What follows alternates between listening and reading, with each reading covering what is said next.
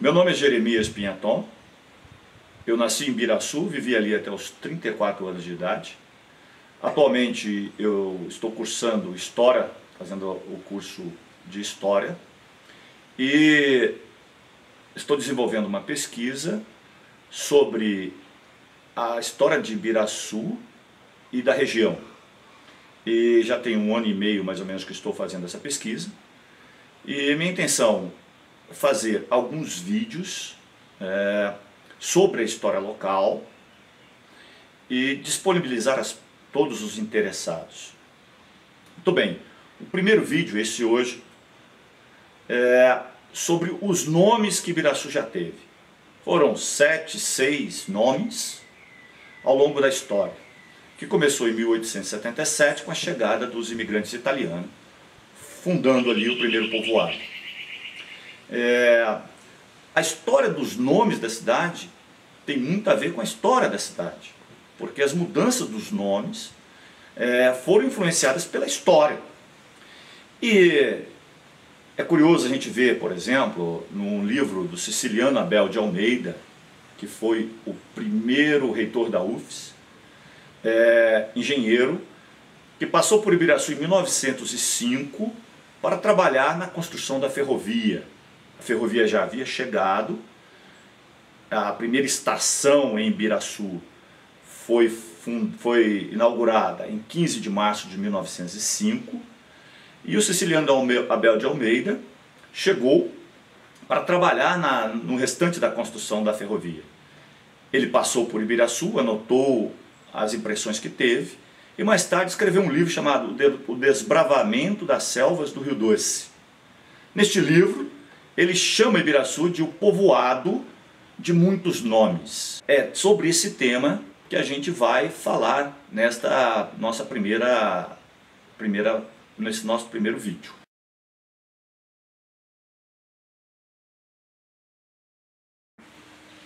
Os primeiros 4 nomes de Ibiraçu foram precedidos da expressão núcleo colonial. Então, núcleo colonial Abreu Lima, núcleo colonial Santa Cruz, núcleo colonial Contideu e núcleo colonial Bocaiúva. Por que a expressão núcleo colonial? O que significa núcleo colonial? Na época, era forte a imigração europeia para o Espírito Santo e para todo o Brasil. Isso no final do século XIX. O Espírito Santo tinha 3 colônias. Colônia era uma unidade administrativa dos assentamentos dos imigrantes. Então nós tínhamos a primeira, a colônia de Santa Isabel, onde hoje é Domingos Martins. Mais ao sul, a colônia Rio Novo, onde hoje é a cidade de Rio Novo do Sul, lá perto de Cachoeiro, onde tem aquele morro, o Frade e a Freira. E a colônia de Santa Leopoldina. A colônia de Santa Leopoldina era a colônia a que Ibiraçu pertencia. As colônias eram divididas em seções, aliás, as colônias eram divididas em núcleos coloniais, e Ibiraçu era um núcleo colonial pertencente à colônia de Santa Leopoldina. Por isso este nome, núcleo colonial. Ibiraçu pertencia a Santa Leopoldina, onde hoje a Santa Teresa chamava Timbuí, era o núcleo colonial Timbuí, também pertencia a Santa Leopoldina. Enfim, Ibiraçu era o núcleo colonial pertencente à colônia de Santa Leopoldina. Os núcleos coloniais, por sua vez, se dividiam em distrito ou seções. O núcleo colonial, onde hoje é Ibiraçu, se dividia em 7 seções, ou 7 distritos. 1, Pendanga. 2, Perobas. 3, Monte Seco.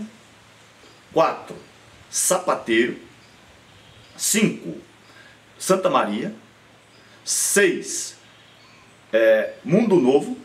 E 7, que era um chamado de Aracaju, um distrito chamado Aracaju. Desses nomes, a maioria ainda permanece. Só 2 distritos daquela época mudaram de nome. Sapateiro virou o que nós conhecemos hoje como Cascata, e Aracaju, eu desconfio, acredito, que é onde foram assentados os nordestinos que chegaram logo depois dos italianos, e mais para frente se chamou Quixadá, e hoje não existe mais como povoado.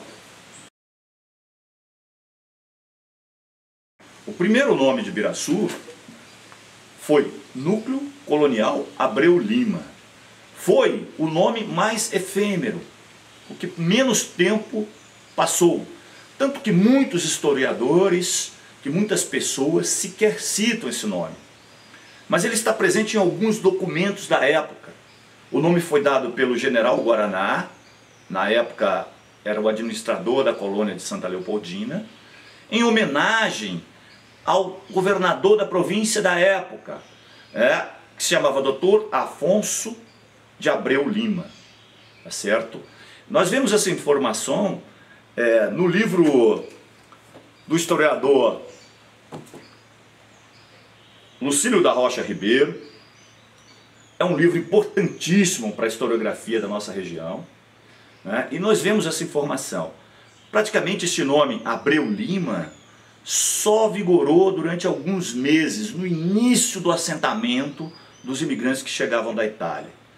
Lucílio diz muito bem, documenta muito bem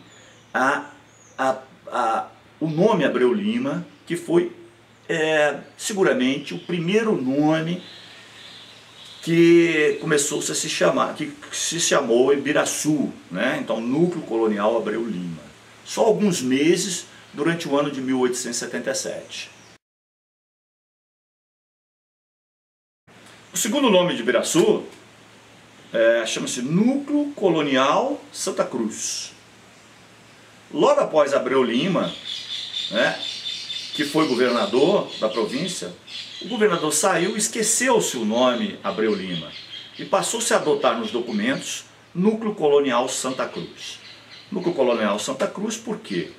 Porque a região ali de Ibiraçu era pertencente ao município de Santa Cruz, que foi criado em 1848, e por isso este nome, Núcleo Colonial Santa Cruz.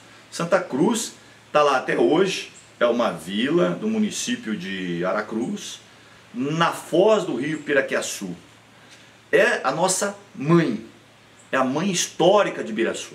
Ibiraçu durante muito tempo, 14 anos, desde a chegada dos italianos até a emancipação, Ibiraçu pertenceu ao município de Santa Cruz. O terceiro nome de Ibiraçu, Núcleo Colonial Conde Deu. Conde Deu, quem era Conde Deu? Era o príncipe consorte, era o marido da princesa Isabel. O Conde Deu tem uma história muito vinculada à Guerra do Paraguai. Depois que Caxias saiu do comando das tropas no Paraguai, o Conde Deu assumiu esse comando no final da guerra, em 1878, no início de 1879. O Conde Deu foi o comandante que finalizou a guerra. O nosso fundador, o responsável pelo assentamento dos imigrantes nordestinos e italianos em Ibiraçu, o general Guaraná, ele foi o veterano de guerra do Paraguai. Na guerra, ele lutou praticamente a guerra inteira, perdeu um braço, nós temos essa história, ele perdeu um braço na Batalha de Lomas Valentinas, Lomas Valentina, em dezembro de 1878. E ele veio para o Rio. Depois ele pediu ao imperador, quando ele se curou do ferimento, para, mesmo sem o braço, voltar à guerra. Conforme o historiador Nasceu de Paiva Filho, de Ibiraçu,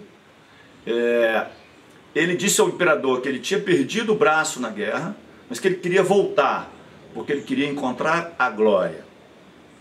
o imperador o nomeou ajudante de ordens do Conde Deu, que era o comandante das tropas. E assim ele serviu até o final da guerra. Conforme ele, o próprio Guaraná, ele era muito amigo do Conde Deu.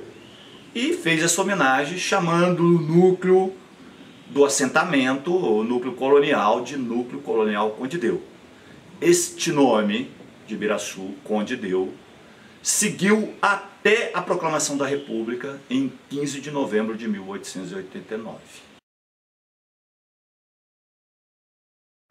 O golpe que derrubou o Império em 15 de novembro de 1889, que nós chamamos de Proclamação da República, instalou um novo governo no Brasil.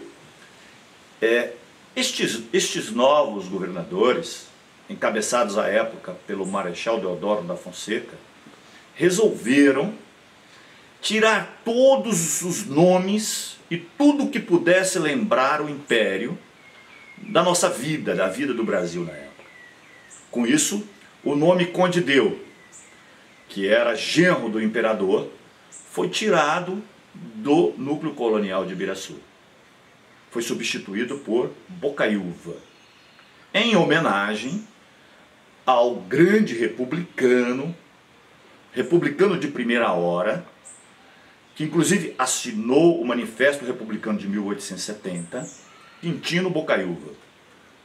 Quintino Bocaiúva foi ministro das Relações Exteriores do primeiro governo republicano, o governo do Marechal Deodoro. Então, Ibiraçu, a partir da proclamação da República, passou-se a se chamar Núcleo Colonial Bocaiúva, que foi o nosso quarto nome. Foi sobre esse nome, Bocaiúva, que Ibiraçu se emancipou de Santa Cruz. Em 11 de setembro de 1891, Ibiraçu emancipou-se de Santa Cruz e se tornou um município independente. Então, na verdade, Bocaiúva, o núcleo colonial Bocaiúva, se emancipou de Santa Cruz. O nosso quinto nome, agora já emancipado, já um município independente, foi Vila de Guaraná. A emancipação política de nossa cidade foi feita pela Lei Estadual número 23, de 11 de setembro de 1891. Deixamos de pertencer ao município de Santa Cruz e passamos a ser um município independente. Logo após a lei da emancipação do município, adotou-se o nome de Guaraná. Guaraná em homenagem, obviamente, ao general Guaraná, que foi, podemos assim dizer, o nosso fundador, quem assentou, quem trabalhou na administração do assentamento dos imigrantes nordestinos e italianos. O Guaraná era um empresário influente, um político influente na região, era também amigo do primeiro presidente republicano, do primeiro presidente, o general Deodoro da Fonseca, e era também amigo do governador do estado na época, o Barão de Monjardim. O Barão de Monjardim e Guaraná tinham 2 filhos casados. A filha do Guaraná era casada com o filho do Barão de Monjardim. E então, com essa influência toda, ele conseguiu emancipar o município de Ibiraçu, na época Bocaiúva, e aí conseguiu também trocar o nome, e recebeu essa homenagem com o nome de Vila de Guaraná. Esse então foi o nosso quinto nome, Vila de Guaraná. Então a emancipação de Ibiraçu foi feita em 11 de setembro de 1891. E aí trocou-se o nome de Bocaiúva para Guaraná. Aí veio o sexto nome, sexto nome de Ibiraçu, Vila de Pau Gigante. O nome Guaraná ficou também poucos meses. Foi ali por volta de setembro, outubro de 1891 até 1º de março de 1892. Trocou-se novamente o nome para Vila de Pau Gigante. Ora, por que trocou esse nome? O Guaraná era muito amigo do Marechal Deodoro. E o Marechal Deodoro, um mês depois da emancipação, em outubro, novembro, 2 meses depois da emancipação, o Marechal Deodoro, da emancipação de Ibiraçu, 2 meses depois, o Marechal Deodoro caiu do governo. Ele renunciou ao cargo e foi substituído pelo vice, Floriano Peixoto. E o Floriano Peixoto, ao contrário do Marechal Deodoro, não gostava muito do Guaraná, segundo os relatos. Também o Barão de Monjardim, em dezembro seguinte, caiu do governo do estado. Aí, em 1º de março do ano seguinte, de 1892, trocou-se o nome da vila de Guaraná para Pau Gigante. A origem do nome Pau Gigante é bastante discutida. Até hoje, não se sabe muito bem com segurança por que o nome Pau Gigante. Existe uma história que ali no núcleo urbano de Ibiraçu tinha uma árvore muito grande que caiu sobre um rio, não se sabe direito que rio, e que servia de ponte para os habitantes. E por isso o nome Pau Gigante. Também se fala de uma árvore grande, imensa, que existia na região de Acioli, em Barra do Triunfo, e por isso o nome Pau Gigante. O próprio núcleo colonial Acioli de Vasconcelos, no norte do município da época, hoje município de João Neiva, por uns tempos se chamou Pau Gigante. Lá tem um rio que até hoje se chama Pau Gigante, o rio que passa em Acioli, e deságua no Rio Doce. E tinha lá uma seção do núcleo colonial Acioli que se chamava Seção Pau Gigante. Então, tem muita informação, assim, não contraditória, mas muita informação com relação a esse nome. Eu, nas minhas pesquisas, defendo a tese de que Pau Gigante era o nome com que as pessoas da época chamavam uma espécie de vegetal, que hoje a gente conhece como Jequitibá rosa. A espécie tem um nome científico de Cairina legalis. Se uma pessoa naquela época encontrasse um pequeno arbusto de Jequitibá rosa, ele diria que seria uma muda de pau gigante. Então era um nome comum que se dava a essa espécie. Como a região tinha tinha uma incidência muito grande dessa espécie vegetal, com árvores imponentes, imensas, até hoje nós temos algumas dessas árvores por aí, nas nossas matas, o povo, acredito, da época, as autoridades resolveram botar o nome de Pau Gigante. Todas essas teses, todas essas ideias do porquê do nome Pau Gigante são válidas, e inclusive a minha, né? A minha que eu apresento agora aqui para todo mundo. Finalmente, o nosso último nome, né? Ibiraçu. Em 31 de dezembro de 1943, um decreto-lei estadual de número 15.177 mudou o nome do município da cidade de Pau Gigante para Ibiraçu. O nosso nome até hoje, o nosso nome atual. Na verdade, foi uma tradução. Podemos dizer que é uma tradução ao contrário, né? Uma tradução do português, da expressão portuguesa pau gigante, árvore grande, árvore gigante, para uma expressão da língua guarani, né? A língua indígena guarani, né? Ibira quer dizer árvore e açu quer dizer grande. Todo mundo em Ibiraçu sabe desse significado. Mas por que foi feita esta mudança? Existem pessoas que até hoje falam que foi feita a mudança porque era meio constrangedor o nome da cidade. Pau Gigante. Se fazia troçar, se fazia piada com o termo na época. Dizia-se que fazia-se alusão ao duplo sentido da palavra pau, ao sentido pau também como significado de pênis, do órgão sexual masculino. É famosa aquela piada que persiste até os dias atuais, contada, sempre se ouve alguém falar, do rapaz do pau gigante que se casou com a moça do valão grande. Então se fazia uma espécie de bullying, para usar um termo atual, com o nome da cidade, com as pessoas que eram originárias de Pau Gigante.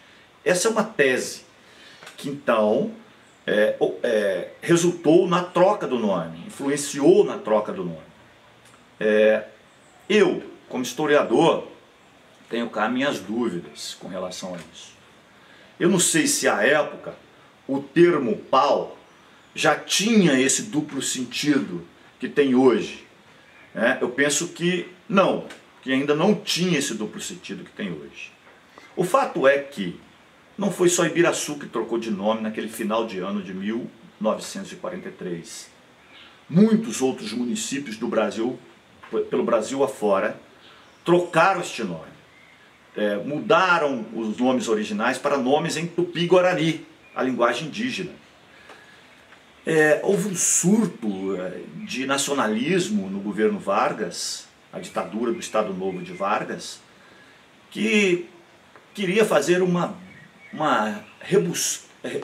trazer de volta os nomes Tupi-Guarani.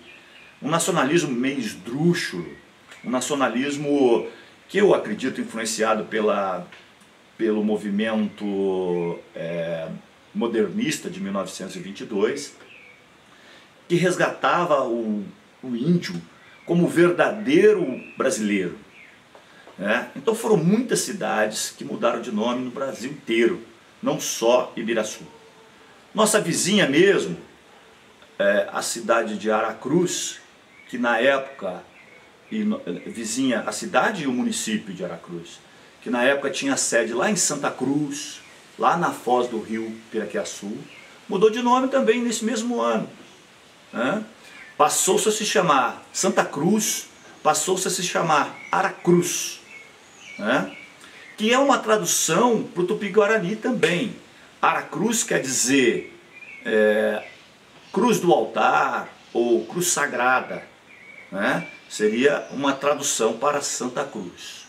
Aquele povoado de Santa Cruz, que na época era sede do município de Aracruz, chamou-se Aracruz de 1943 até 1950, quando a sede do município vizinho nosso, Aracruz, foi transferida para o povoado de Sauaçu, onde hoje é a cidade de Aracruz.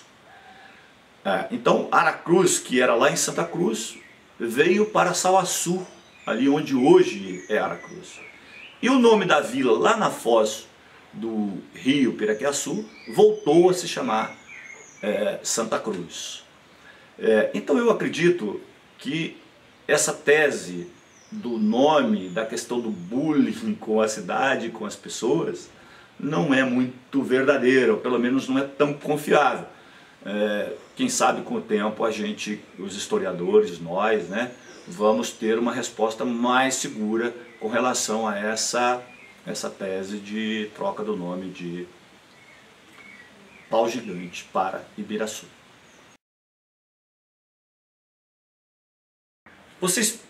Algumas pessoas, vocês, podem estar se perguntando: Jeremias, mas você não esqueceu o nome? Ibiraçu já se chamou Lauro Miller? Não, Ibiraçu nunca se chamou Lauro Miller. Apenas a estação ferroviária da Ferrovia Estrada de Ferro Vitória Minas que se chamou Lauro Miller. Foi uma homenagem que deram ao ministro da Aviação na época em que se inaugurou a estação e que se começou a construir a ferrovia. O ministro da Aviação se chamava Lauro Miller, era um político catarinense, isso em 1905, né? E inaugurou-se a estação em 15 de março de 1905, já falei agora há pouco para vocês. E o Lauro Miller, então, ficou o nome da estação. Ali era o posto telegráfico, ali chegava o correio, a estação ficava ali perto de Ibiraçu, um pouco para cima na época, a cidade era só aquele centro ali, ficava um pouco para cima da cidade, quase 1 quilômetro para cima do centro da cidade, onde hoje é a Avenida João Alves da Mota Júnior, paralela à BR-101, que liga o centro ao bairro São Cristóvão. Então ficava mais ou menos por ali no meio dessa estrada entre o São Cristóvão e o centro. Tudo bem, todo mundo passou a chamar a cidade, muita gente passou a chamar a cidade de Lauro Miller. Se vê até o uso desse nome em alguns documentos oficiais, documentos que vêm do governo do estado para o município, e até alguns documentos do próprio município usam Lauro Miller como lugar, né? Na verdade, era só a estação. O município continuava a se chamar Pau Gigante. Em final do ano de 1925, início de 1926, houve uma troca de correspondências entre a administração da ferrovia e o município de Ibiraçu, na tentativa de mudar o nome da estação. O nosso prefeito se chamava Domício Martins. Ele envia um ofício ao diretor da ferrovia, Pedro Nolasco, pedindo que se troque o nome da estação. Mudar Lauro Miller, a estação de Lauro Miller, para a estação Pau Gigante. Para unificar os dois nomes, o nome do município e o nome da estação, o nome da cidade e o nome da estação. E evitar toda essa confusão que se fazia com o nome da cidade. O Pedro Nolasco respondeu negativamente. Não aceitou a troca do nome da estação de Lauro Miller para Pau Gigante. Porque, segundo ele, o Lauro Miller, o político homenageado, era senador da República e poderia se sentir melindrado com essa situação de tirar o nome dele da estação. Por isso ele recusou. E também nos argumentos dele, ele disse o seguinte: olha, a cidade já teve vários nomes, e de repente, algum dia mais para frente, resolva trocar novamente o nome, então nós não vamos fazer essa troca. Então foram dois os motivos, né? Não trocar o nome da estação, para não melindrar o homenageado Lauro Miller, que ainda era vivo e era senador da República, e também porque era muito volúvel essa situação dos nomes da cidade. Então, daí eu concluo que aquela tese minha de que não se trocou o nome de Pau Gigante para Ibiraçu por questões de que não gostavam do nome da cidade, das piadas que eram feitas com o nome da cidade, ganha amparo com esse fato, né? O prefeito e o povo de então, porque esse pedido que o prefeito fez ao diretor da ferrovia foi acompanhado de abaixo-assinado, então tinha muita gente que assinou pedindo a troca do nome da estação. Imagina, se eles não gostassem do nome Pau Gigante, se eles se incomodassem muito com o nome Pau Gigante da cidade, eles não iam pedir para se trocar o nome da estação. Talvez fizesse até o contrário, trocasse o nome da cidade mesmo de Pau Gigante para Lauro Miller ou outro nome, e não pedir para que a estação também se chamasse Pau Gigante. Então eu acho que nessa época, em 1925, quando foi feito esse pedido, o povo estava satisfeito com o nome Pau Gigante dado à cidade e ao município.